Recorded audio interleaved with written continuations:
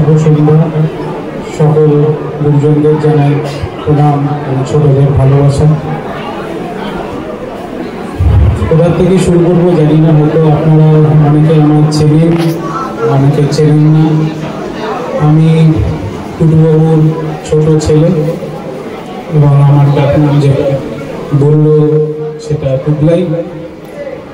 আমি পর্দার আড়ালে থাকতেই বেশি ভালোবাসি, সেটা মনমান ক্ষেত্রে হোক আর কি আমার কাজের ক্ষেত্রে হোক। নিজেকে বাইরে আনতে খুব একটা চাই না, লজ্জা পাই সত্যি কথা বলতে।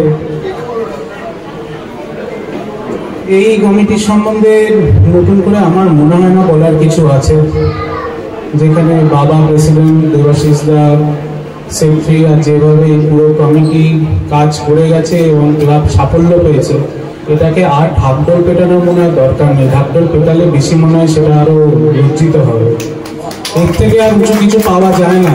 এত বছর পরে এই সাফল্য ইতিহাস হয়ে রয়েছে, এটাকে ঢাকঢোল পেটানোর দরকার নেই। সাকসেস সেজ এভরিথিং।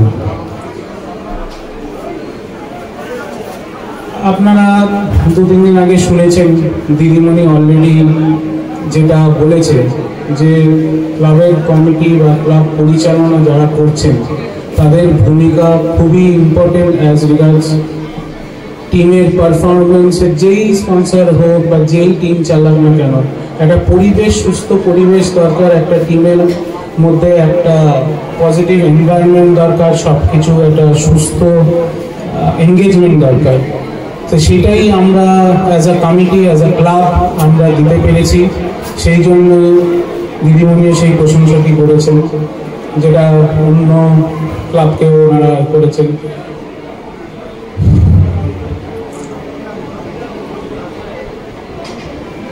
আমি এই কমিটির সম্বন্ধে কিছু বলতে চাই। সেই কমিটি হচ্ছে, আমি শুনি যে এই কমিটির লোক এখানে চলে গেছে, ওখানে চলে গেছে। একটা কথা আছে না যে ওই এক কাতি কলা, তো একটা যদি পচা কলা থাকে তাহলে অনেকগুলো কলাকে পচিয়ে দেয়। কিন্তু আমাদের ভাগ্য বলুন বা ভগবানের আশীর্বাদ বলুন যে আমাদের পুরো কমিটি পচে যায়নি এবং সেই কমিটি কিন্তু আজকে এই সাকসেস আনতে পেরেছে।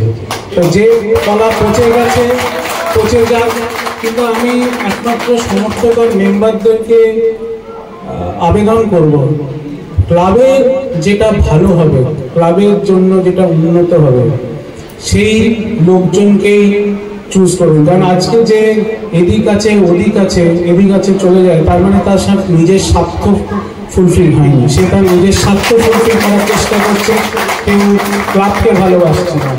একটা জিনিস আমি বিশ্বাস করি, দেবাশিসের সাথে আমি লাস্ট 25 বছর ধরে কাজ করছি। মোহনবাগানে খুব রিসেন্টলি কিন্তু আমরা 2005 থেকে আমাদের ব্যবসার জায়গায় কাজ করি।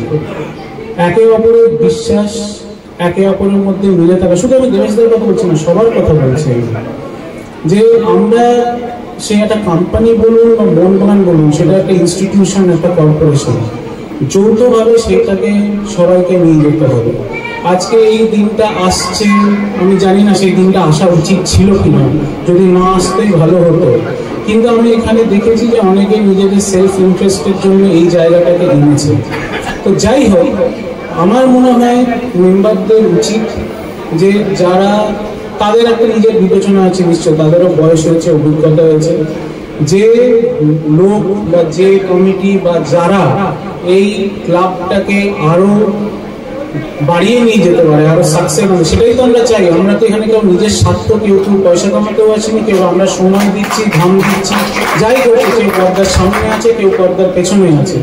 তো সেইটা যাতে সাকসেস মোহনবাগানের জন্য হয়, সেটাই আমি সবাইকে নিবেদন করবো। আর বাবার আশীর্বাদ আছে আমার উপরে, তাই আমি পেছন থেকে কাজ করতে পারি, সেটা মোহনবাগান হোক কি আমার ব্যবসার ক্ষেত্রে। আমার রক্তে সবুজ বলুন, আমার জাহাজের নাম আমি মোহনবাগান দিতে পারিনি, ওখানে সবুজ বলুন, কিন্তু আমার বার্জের সব কটার নাম 1 থেকে 14 মোহনবাগান।